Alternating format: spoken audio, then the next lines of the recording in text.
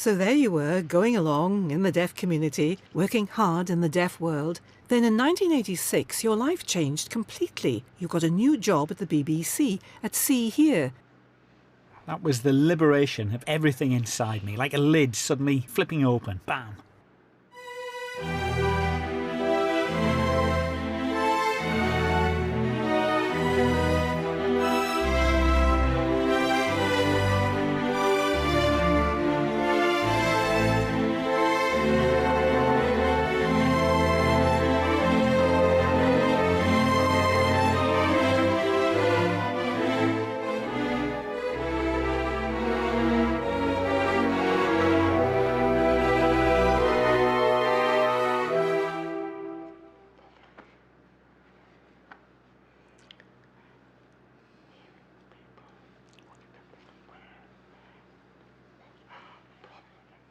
When I joined the BBC, it was also a time of deaf liberation.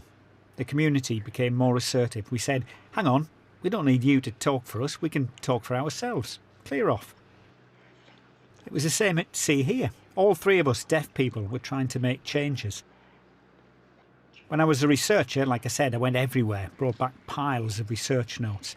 But I had to meet all the criteria. I had to cover deaf people, deafened, hard of hearing and the elderly. I used to say, oh, come on. I said if hearing people wanted to watch deaf programmes, fine. But hard of hearing people don't want programmes that are only about the negative issues in their lives, or they may want to know more about tinnitus. I don't. I want to know more about language, identity, all that sort of thing. So we had big internal battles. I'd write a story, a script, hand it in. Then when the programme came back, it was completely different. That was through the hearing members of the team. I'm not criticising them. At the time, we had to accept that. So we began to get more involved in production.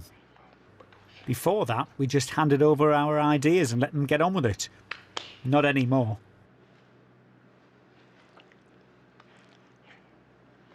So things went on. Then I got the opportunity to direct programmes and it built up from there.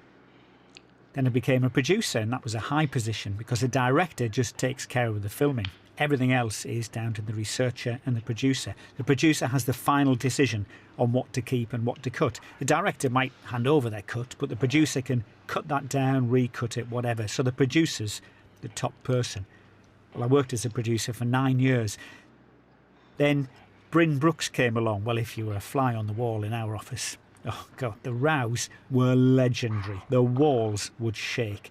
But actually, it was never about the deaf hearing thing. It was about the editor and the producer and about him kicking me up the backside to get things done.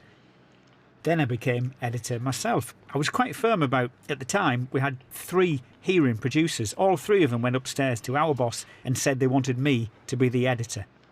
Without their support, I couldn't have made it. So that's the one thing I've always appreciated, their support. Often, deaf leaders are vulnerable. Suppose you want to phone a friend. Well, you can't. Who else was there working at my level? So in a way, I really admire people like Doug Alker, Susan Daniels and Jeff McQuinney. They've all worked at senior levels, but they've never had anybody to call if they wanted to discuss anything. There was nobody I could go to discuss any work problems or ask for advice. I couldn't. I had to sort things out for myself. So in a way, the support of the 3 hearing producers made I think that period, not to boast, but that became... I remember one person said to me it was a golden era for deaf BSL on TV. We transmitted at that time 51 programmes, all in BSL, in 1 year. Budget was tight, but we brought in things like chat shows and again we brought in deaf people to work there. We started some new young presenters like Mark Nelson, Ramon Wolf. Then again we brought in more deaf people to work in the team. At one time it was just me, but when I left, before I left, we had 5 deaf team members, 20 hearing and 5 interpreters. Do you ever feel with See Here that you could have done more to strengthen the programme and make it better match the needs of the deaf audience? Could you have done more? I feel I did. I had a strong deaf base. I've seen lots of people develop because of See Here. They watched it and thought, I want to be an interpreter, or I want to be a presenter. There's nothing like that before. If you think, well, I get jealous of Clive Mason, he's hardly changed in 25 years. Silver-haired and handsome. Could sell him, he's amazing. I think hearing people are also aware of the importance of See Here. I remember once at TV Centre, we'd finished recording. In the lift, on the way to the bar afterwards, the lift stopped at a floor, doors opened, and in walked Paul McCartney, the Beatle. He took one look at John Lee and he said to him, "Hey, you're the man in the egg." So, wow, that meant he watched the programme. In 2008, you left the BBC. Can you tell us why? Did you feel all your hard work had counted for something, or did you feel it had all gone to waste? I felt we'd reached a barrier. The BBC at the time wanted a bigger audience, and the deaf community is never a big audience. They're not on the Barb ratings, none of them. So how do you measure their viewing figures? Let's say 7.4 million people watch the tennis. Well, how do you measure how many of them are deaf? You can't. You need a different system. We know deaf people never write to say what they like or don't like. So it was difficult to get the numbers, and it was a hard fight. In the end, they decided they wanted the programme to move towards the hard of hearing, because at that time, some of their organisations were lobbying the BBC. Hard of hearing wanted more about this, that and the next thing. They wanted more about tinnitus, how to cure deafness, how well or how badly cochlear implants worked, all sorts. We didn't want that. We weren't a medical programme. For me, at the end, I felt they wanted to go to the 8 million hard of hearing audience. I didn't want to. I said this programme is about the deaf community. There's a lot of tension. Plus they wanted to cut the budget. So I said, OK. To continue and save See Here, I decided to get out. This meant they could replace me. Now there's a new change of direction. They brought in Billy Marger and things are better, but it did lose its way. I think the one thing I regret is I didn't make sure there was somebody coming up behind me who could take over. But to be fair, at the time there wasn't really another producer like me who could do that. No, there wasn't. Times have changed, but I do feel that was a problem, as I learned later on. That was a big problem. The follow-up wasn't there. You build something, but there's nobody coming behind you to support the building, so it collapses. In the same year you left See Here, 2008, you joined the British Sign Language Broadcasting Trust as Chief Executive. Do you feel it was very different making programmes for BSLBT compared with the BBC? What was the difference? Oh, huge difference. The BBC is an old established network with its own ingrained way of working. It's strongly hearing. BSLBT was starting from scratch with no previous knowledge. So that gave me total freedom, total control. At the BBC, you have to follow all their protocols. At BSLBT, there was no agenda, no precedence. Everything was new, so I could please myself. But I used my experience from the BBC. I made sure the standard was the same, and that for me, wow, that was a big challenge. At BSLBT, you were at the top for a number of years. How do you feel when you compare doing that top job with how you worked at the BBC? How do those two experiences compare?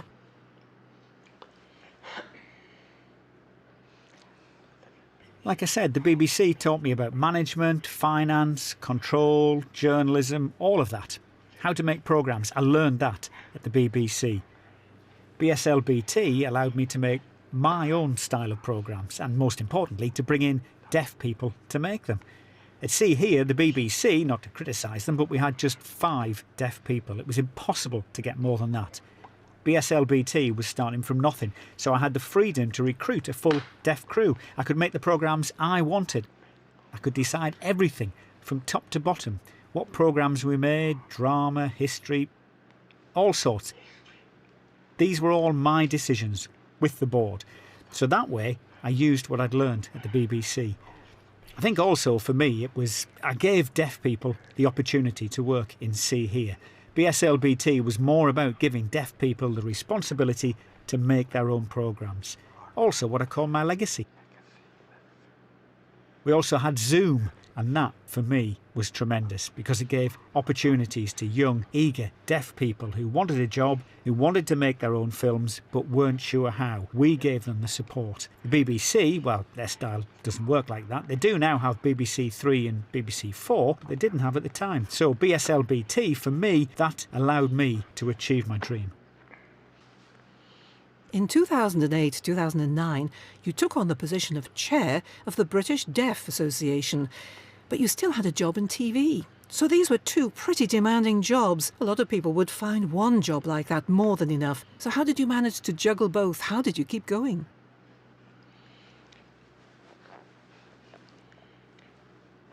Well, I'm very multi-skilled because when I first got involved in the BDA, I was also working at the Gas Board, then the BDA, and I was also in BDSC Sports. I was involved in CACDP, CAP. I was involved in training interpreters. I became an interpreter myself. I became an assessor. I was in the European Union of the Deaf. So that's not work to me. That's just life. I do the work because I love it. And the word is love, passion. So you enjoy it, but working at the BDA and BSLBT, how did you manage to handle both? Because I am who I am. That's me. There's no answer. It's like I said, because I do it voluntarily, I can decide yes or no. If somebody asks me to do something, I'll do it. It's not about what work I do. It's about, for me, will it benefit the deaf community? Has it benefited the deaf community? Will they learn something from it? Will it support them? It's not just about me. It's not about improving my quality of life. It's about other people's quality of life. And it's about the future for our children. In the deaf community, not only young people, but a lot of deaf people feel that in the past, like when you were younger, the BDA was a big, important organisation, but today it seems to have dwindled. Why do you think that is?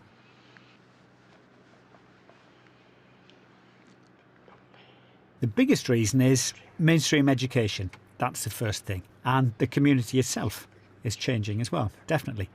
I remember when all my access to information came from going to the Deaf Club. You automatically became a member of the BDA, you paid your Deaf Club membership, the BDA and the BDSC, all three. It was automatic. Every month, the branch secretary would get up on stage and give us the latest updates. We had events and rallies all over the country. I remember coach loads of us going to BDA events all over the place.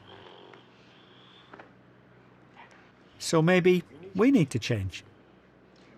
I think at the Congress in Torquay recently we had about 300 people.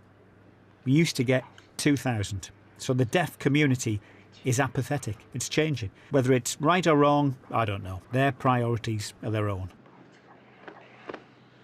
In the future, well, there will still be a deaf community and it will still be strong. It'll never disappear. Sign language will still be there. But as for how and what, do deaf people still want the BDA? That's the question. We know you work hard. You travel all over the world with the World Federation of the Deaf, WFD, and the European Union of the Deaf, EUD. You're also involved in the IDA, the International Disability Alliance. You're in all of these. But here at home, the deaf community in Britain's the key priority. Do you think you've neglected it a bit with the distraction of all these other commitments?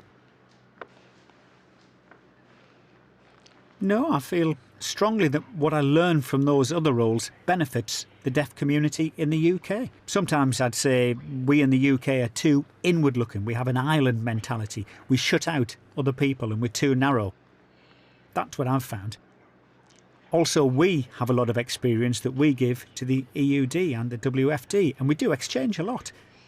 A lot of other countries are very jealous of what we've achieved here in the UK.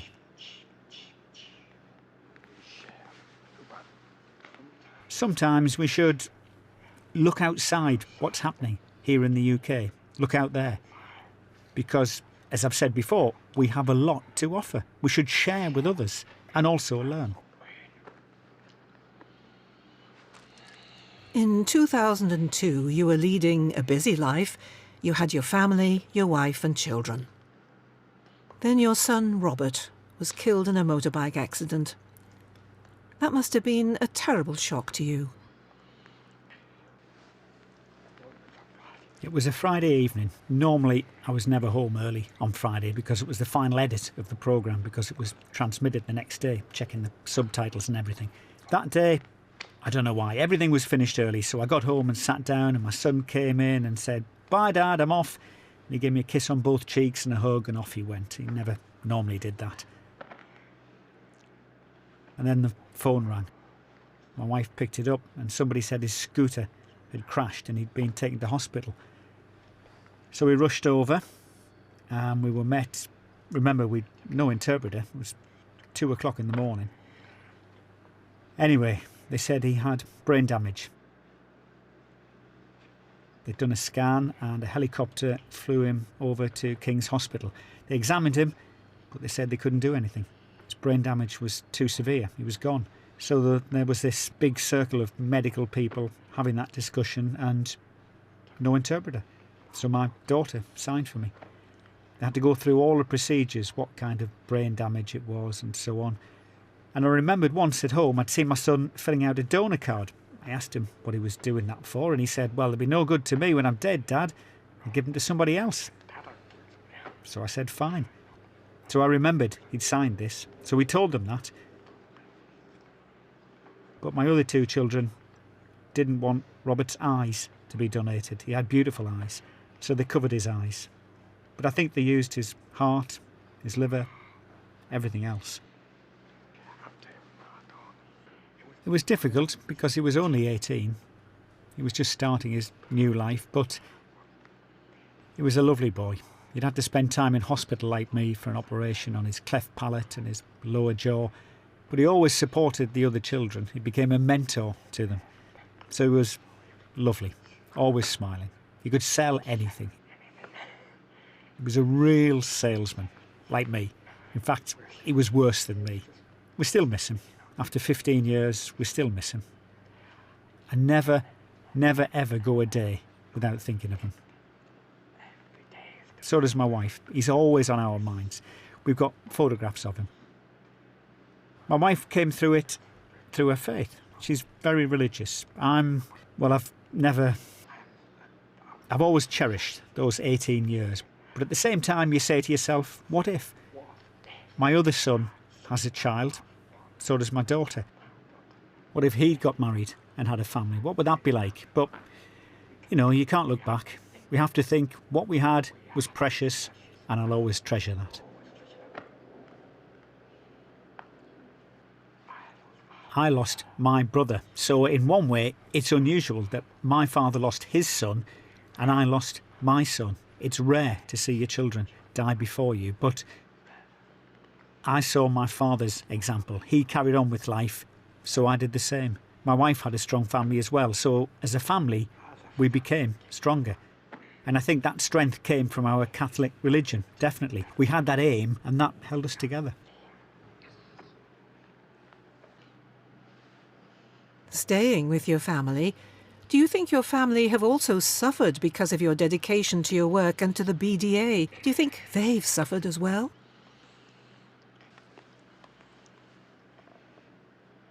It depends what you mean by suffer. I missed seeing my children grow up, definitely. They had my parents there. They had Angela there, so they had that family structure. But I think it definitely affected me as well. They would ask, "Where's Dad?" "Dad's away." I was always away. But Angela was always there. Without her, I could never have done it. I know I've done what I've done because I love it. I don't work in the BDA for money or whatever, and the time it's taken up. But it's given me so much joy, and I can see all the positives. I can see the positive and negative effects on my family as well. It's a balance. I don't know the answer. You'd have to ask the children.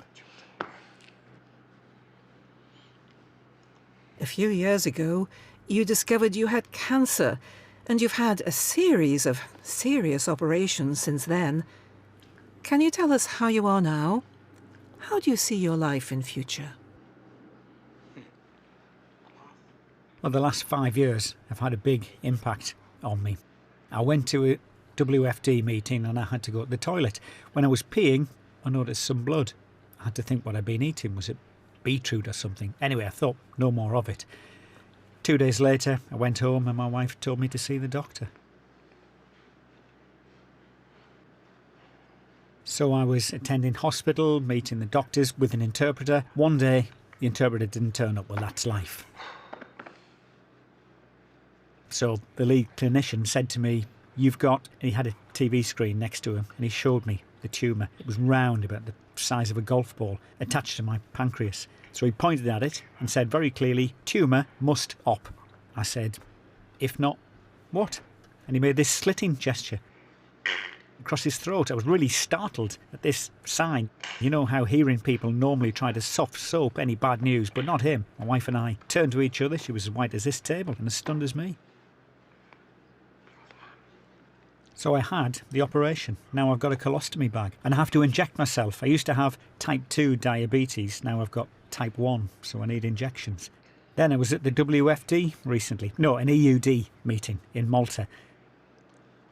On the Thursday, we went to a marina for dinner and I was walking back up the hill afterwards. You know, Malta's very hilly. And I was in some distress, but I shrugged it off, put it down to age. On the Sunday, I flew home. And things were fine. Arrived home on Sunday night, lay down on my bed, and I could really feel this pressure on my chest. So I told my wife and she called 111. So an ambulance arrived outside, took my blood pressure, whipped me off to A&E. They took a blood sample to test, and then at 2 in the morning, somebody came along, opened the curtains of the cubicle, said, you've had a heart attack. Shut the curtains again, walked off. I was in shock. Wow. So what's the prognosis? What do you feel? I have to change my life, definitely. Because I said to them, I'm fit. I walk 5 miles a day. But they said, you can't control your heart. Something could happen at any time. It's not about physical fitness. You have to, like I used to run for the bus, run for the train. Can't do that any longer. Let it go. Stress, let it go. But stress can come in different ways. So I still have this heart problem. In a few weeks I have to go for an x-ray and scan, but I've been discussing it and I have to change. My term at the BDA will finish next year in 2018. I still have WFD responsibilities until 2019 and then I'll finish with them too. How do I do that? I don't know. It'll be difficult. Letting go, but I have to change.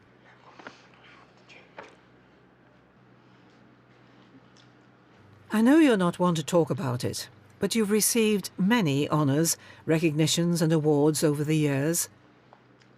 You've received an honorary doctorate from Wolverhampton University. And then later, you were awarded the OBE. So congratulations on all of those. But I'd like to ask you, which of them means the most to you?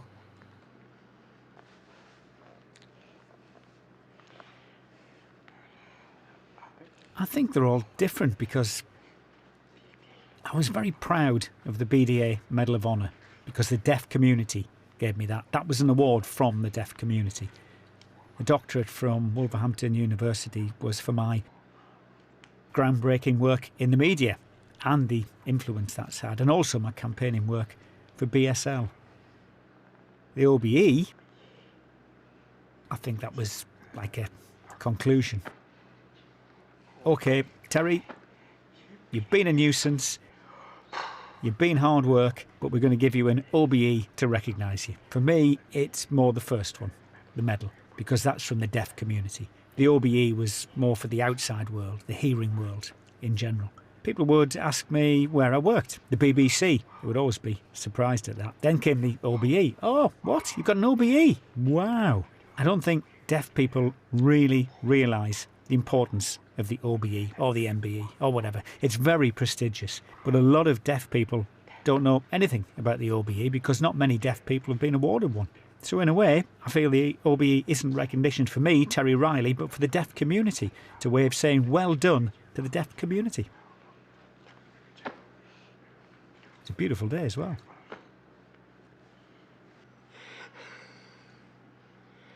You know the famous phrase in the hearing world, let history judge. So I'd like to ask you, let history judge. How do you think history should judge you?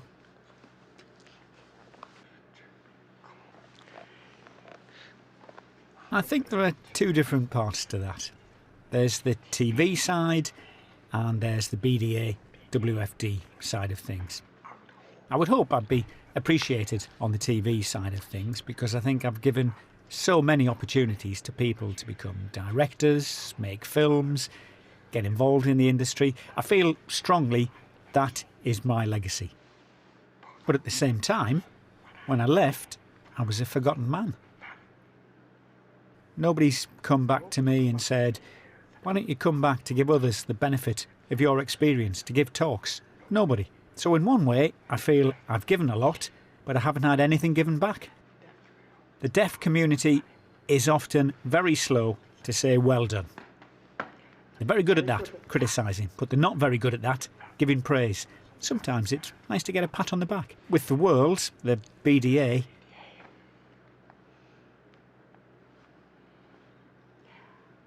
I'm different from previous chairs. Jock Young was brilliant. In one way, I watched Lillian Lawson on your programme and she said the most positive thing about Jock was that people felt they could relate to him. He was approachable. I hope the deaf community felt they could talk to me about anything, that they never felt the door was closed. I opened the door. I think that's my strength. So I hope they felt Terry Riley, he's a good guy, you know, the famous deaf thumbs up, not, oh God, that Terry Riley. But there you are.